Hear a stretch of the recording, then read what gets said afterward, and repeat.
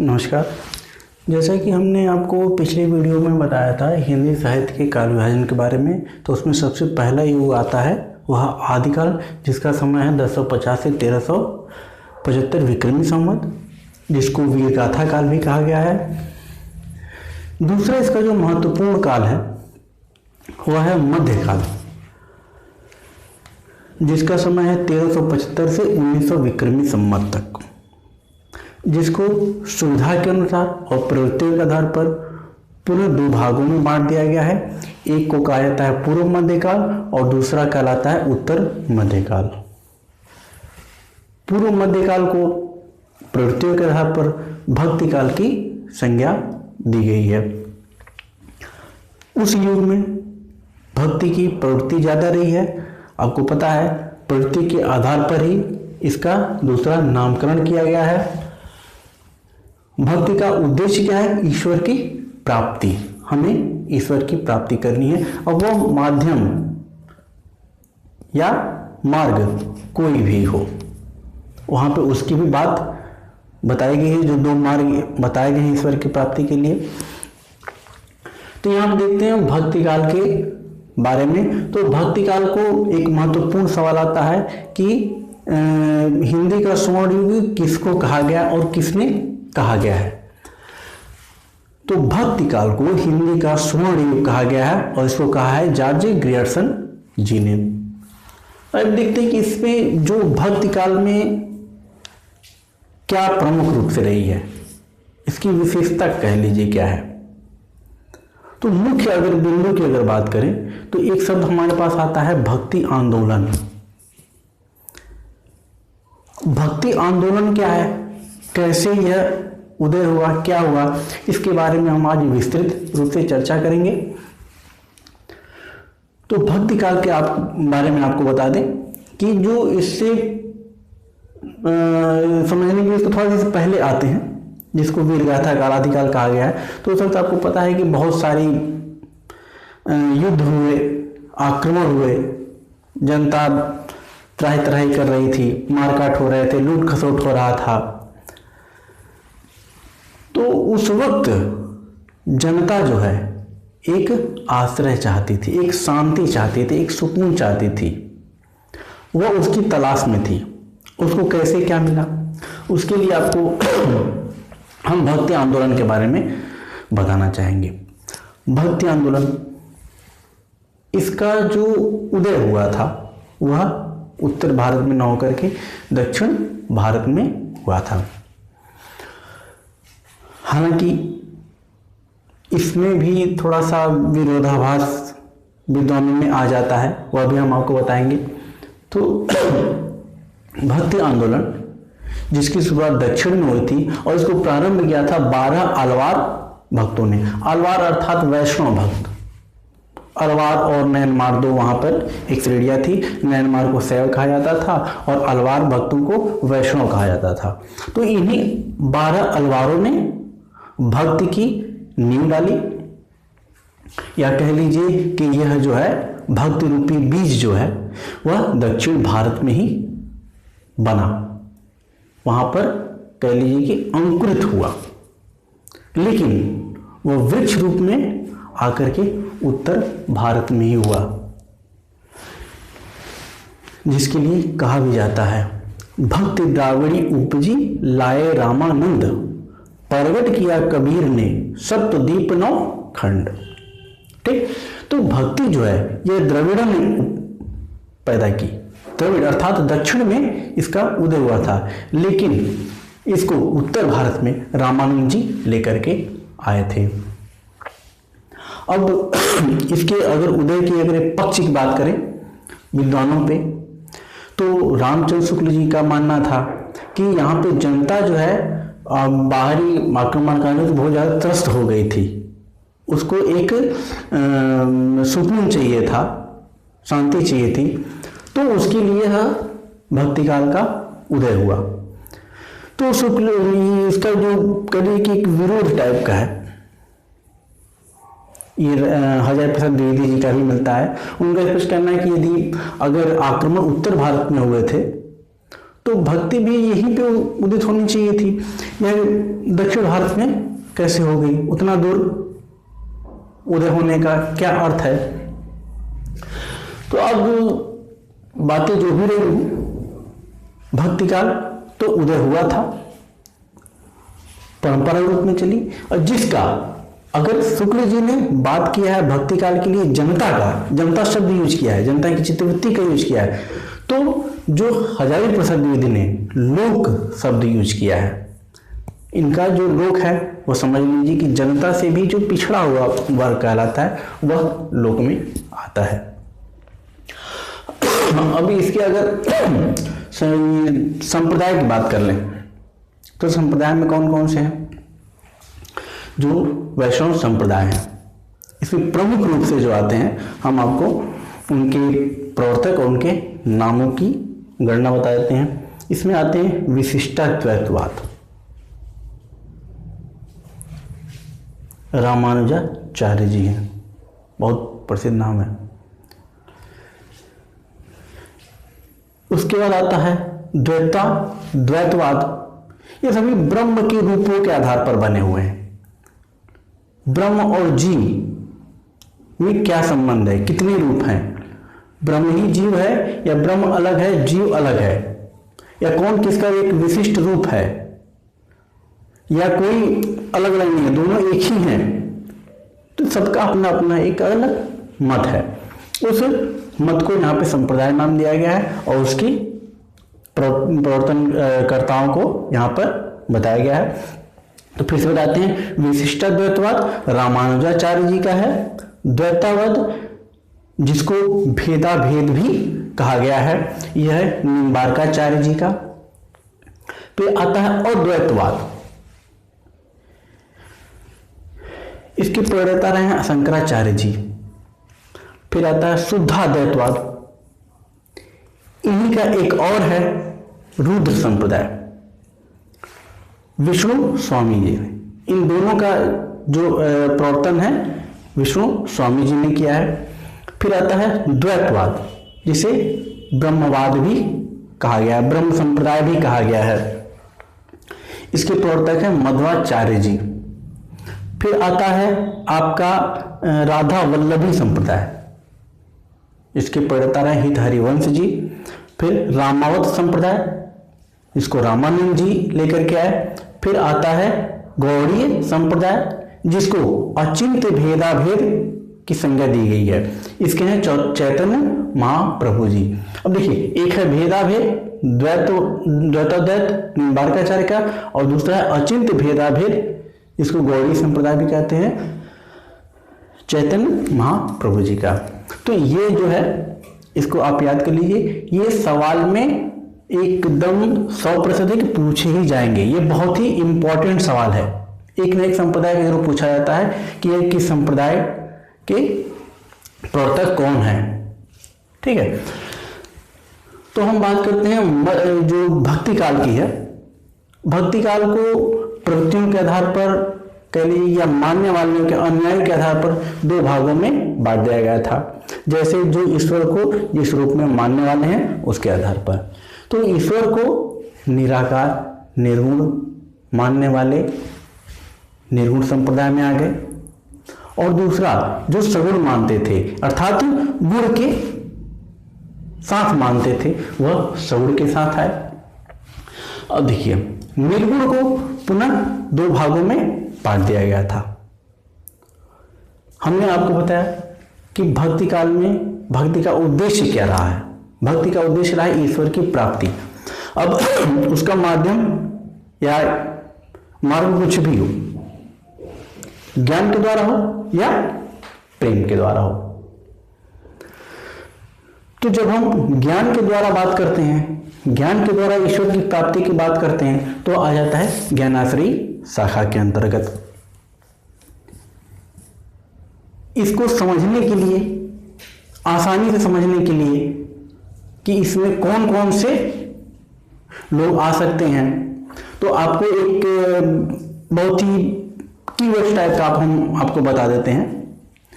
संत काव्य आप याद कर लीजिए, संत काव्य।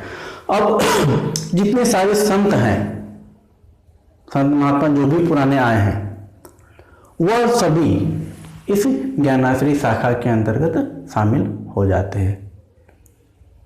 बहुत ज़्यादा हमको नाम याद करने में कठिनाई हो रही है तो हम ऐसे भी इसको नाम याद कर सकते हैं।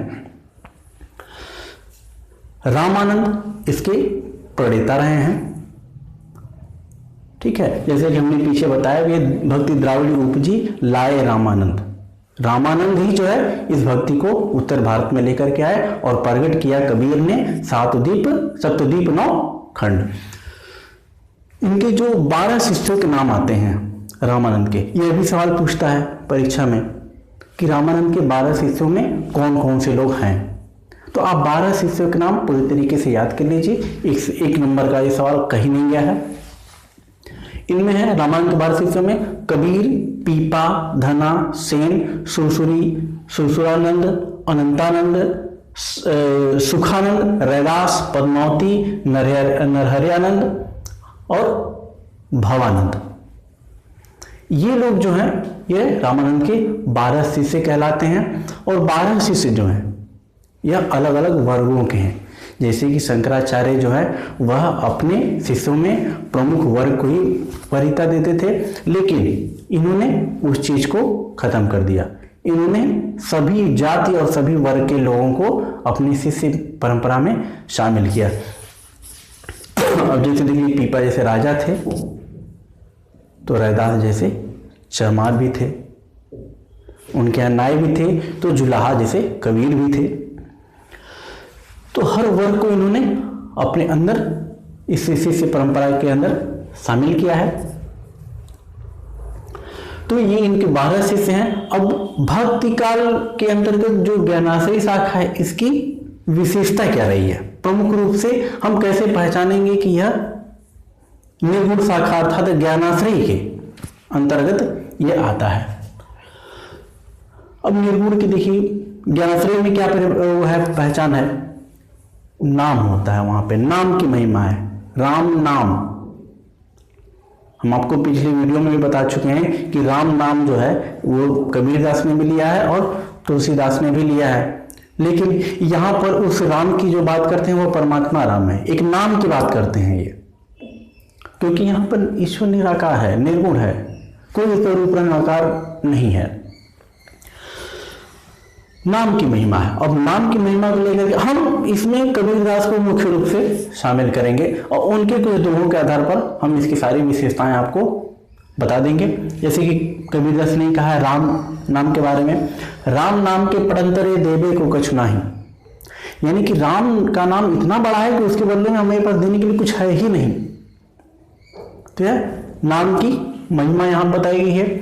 यहाँ पे गुरु की भी महिमा बताई गई है। सतगुरु की महिमा अनंत अनंत किया उपकार।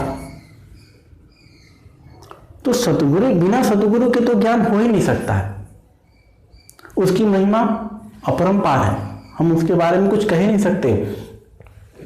अद्वैत दर्शन की इसमें बात कही गई है, एक ही है, ब्रह्म जी एक ही है, समाप्त होता है फिर उसी में जाकर के वापस जीव ब्रह्म में मिल जाता है। इसको उदाहरण स्वरूप उन्होंने एक बात कही है, जल में कुंभ, कुंभ में जल है, बाहर भीतर पानी, फूटा कुंभ जल जल ही समाना, यह तत् कथो ज्ञानी। मतलब जो तालाब में घड़ा लेकर के कोई उतरता है, अंदर भी पानी है बाहर भी पानी है, उसको कुंभ जो है बांटे हुए है, और जब कुंभ फूट जाता है तो अंदर कुंभ के अंदर का पानी और तालाब का पानी या बाहर का पानी दोनों मिलकर एक हो जाते हैं। यही चीज मनुष्य के साथ भी है। मनुष्य उसी परमात्मा का, ब्रह्म का एक अंश के रूप में यहां आया है। जैसे ये मोह माया रूपी कुंभ मटके की दीवार टूटेगी, यह पुनः उसी में जाकर के मिल जाएगा। यहां पर योग साधना की बात कही गई है। पहले की जो नाथ योगियों का, नाथपंथियों का जो आया था योग साधना, वह इसमें भी आपको मिलता है। कुंडलिनी जागृत करना, सहस्रार वगैरह, इस और गगन मंडल हरि कीजिए, ये सारे ये चीजें इसी की देन है। तो यदि अगर हम एक सवाल आता है कि भक्ति काल में योग साधना या हठ योग का योगदान कहाँ से मिलता है या ये चीजें कहाँ से आई, तो यह नाथपंथियों के द्वारा यहाँ से आई थी। इसका ये उत्तर है। यह भी सवाल अक्सर आता रहता है। इसके बाद जाति पाति का विरोध किया गया। ये जो प्रवृत्तियां हम बता रहे हैं तो ये कबीरदास के दोहों के द्वारा बता रहे हैं, लेकिन ये सभी कवियों का है। यहाँ पे यही उद्देश्य रहा है। सभी ने इस युग में, कह लीजिए कि शाखा में, ज्ञान से शाखा में जाति पाति कुल इन सब का विरोध किया गया है। जैसे कबीरदास क्या कहते हैं, ऊंचे कुल क्या जन्मिया जे करुणी मुझे न होए। तो कहने का अर्थ है कि ऊंचे कुल में भी आप जन्म लेते हैं, आपके अगर कर्म अच्छे नहीं है तो उसका कोई मतलब नहीं है। ऊंच नीच जाति का इसका कोई अर्थ नहीं होता है। आपका कर्म उच्च कोटि का होना चाहिए, आपके कार्य उच्च कोटि के होने चाहिए। वाह्याडंबरों का विरोध किया गया है, बिना मतलब का। जैसे कि पाहन पूजे हरिंग रहे तो मैं पूजूं पहाड़। अगर पत्थर पूज देने से भगवान मिल जाते हैं तो तुम्हें पहाड़ ही पूज दूं तो तुम मुझे अवश्य रूप में अवश्य ही ईश्वर मिल जाएंगे। तो ये एक वाह्याडंबर है। माला फेरत जुग गया मिटा मन का फेर, कर का मन का डार के मन का फेर। तो ये कहते हैं बाहर जो आडंबर है इस पर मत ध्यान दीजिए। आप अपने विचार अपने कर्म उच्च रखिए। इसकी जो सबसे बड़ी विशेषता कह लीजिए, यह आपको आगे मिलेगी, उपदेशात्मकता। इस युग के अधिकांश संत कवियों में उपदेशात्मकता की प्रवृत्ति रही है। जगह जगह जाकर के, जिसको आज के संदर्भ में, आज के उसमें हम प्रवचन कह देते हैं। जैसे कोई गुरुजी लोग जाते हैं कहीं पर जा करके अपना प्रवचन देते हैं, बातें बताते हैं, अच्छी बातें बताते हैं कि ऐसे करिए वैसे करिए वैसे करिए। तो यह संत लोग भी उस वक्त कहीं न कहीं भ्रमण करते रहते थे और जा करके वहाँ बताते रहते थे। अब होता क्या था, इसमें एक चीज और विशेषता आ गई आपकी। जैसे कि मान लीजिए अगर उत्तर प्रदेश का कोई संत है, वह गया है पंजाब उपदेश देने, तो उसको वहाँ पर हिंदी तो कोई समझेगा नहीं, तो उसको वहाँ पर पंजाबी में बोलना पड़ेगा। वही आदमी गुजरात चला गया तो वहाँ पर उसे गुजराती बोलनी पड़ेगी। वही अगर महाराष्ट्र चला गया तो उसे मराठी बोलनी पड़ेगी। तो एक ही संत कई जगह गया है तो हर जगह जाकर के हमको उसकी भाषा में बोलनी होती है ताकि लोग उनकी बातों को, उपदेश को समझ सकें।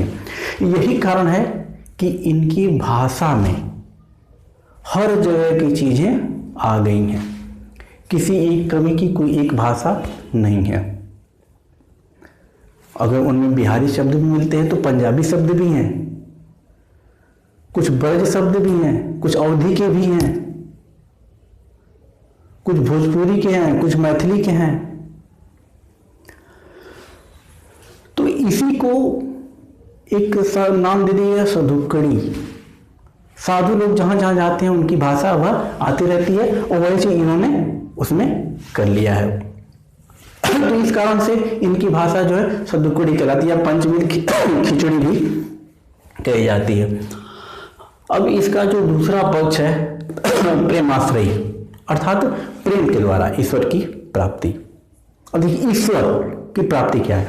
ईश्वर की प्राप्ति के लिए जो ज्ञानाश्रय में ईश्वर प्रेमी के रूप में था, पति के रूप में था, राम मेरा पियू मैं राम की बहुरिया, ठीक है, जैसे कि ज्ञानाश्रय में कहा गया है।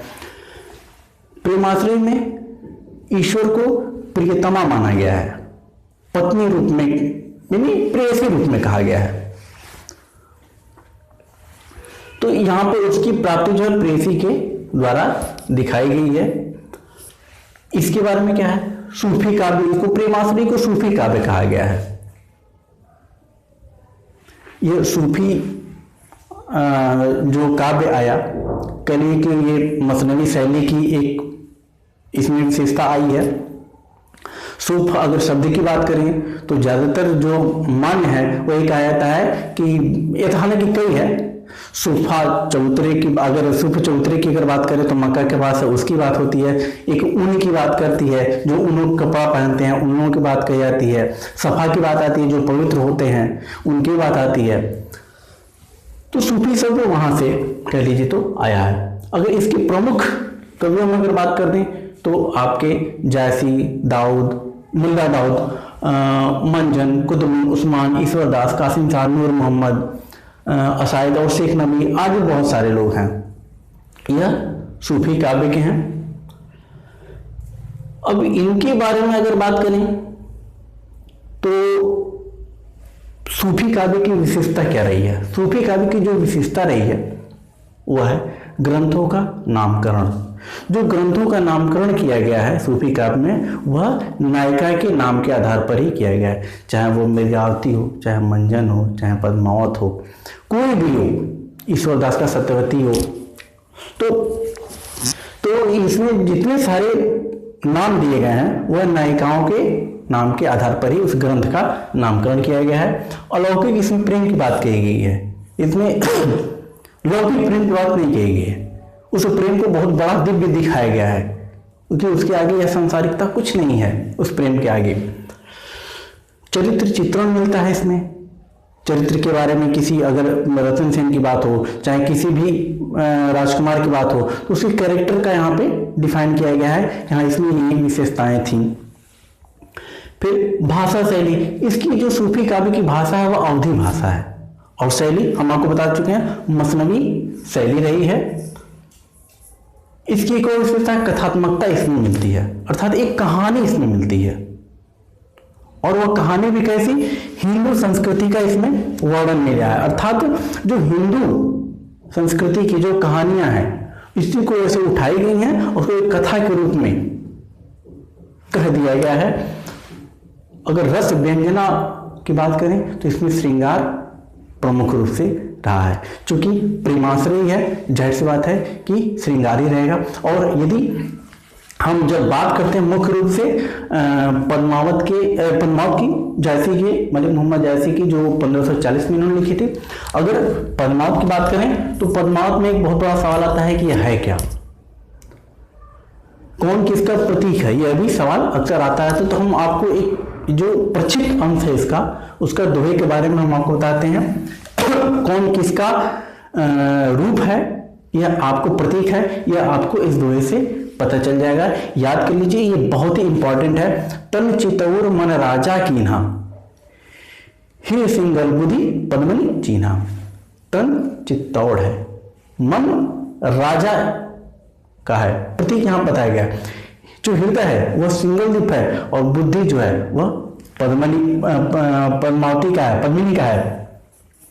गुरु सुआ जी पंथ दिखावा, बिना गुरु के कुछ हमें दिशा नहीं मिलती है। तो यहाँ पर गुरु क्या है, वह तोता, जिसने बताया था कि पद्मावती बहुत सुंदर है, और उसी के बात सुन करके रतन सेन निकल गया था सिंगल द्वीप के लिए। गुरु सुआ जी पंथ दिखावा, बिन गुरु जगत को निर्गुण पावा। नागमती यह दुनिया धंधा, नागमती इस संसार का प्रतीक है। बाचा सोई न एचित बंधा, राघव दूत सोई शैतानु, राघव दूत शैतान का प्रतीक है। माया अलाउद्दीन सुल्तान, और अलाउद्दीन माया का प्रतीक है। प्रेम कथा ए भांति विचारो, बूझ ले जो बूझ ही पारो। इसी के आधार पर कहा जाता है, इसी दोहे के आधार पर कहा जाता है कि जो पद्मावत है वह समासोक्ति है, एक प्रतीक अलंकार है, कुछ अलग इसमें अर्थ निकलता है। तो ये जो प्रमुख रूप से इसकी बात करें तो विशेषताओं में जो आता है सभी हमने आपको बता दिया है। भक्ति काल ये के बारे में यह पूरा वीडियो है। इसके अगले वीडियो में हम आपको इस भक्ति काल के जो दूसरी शाखा है सगुण अर्थात गुण के साथ, उसके बारे में बताएंगे। धन्यवाद।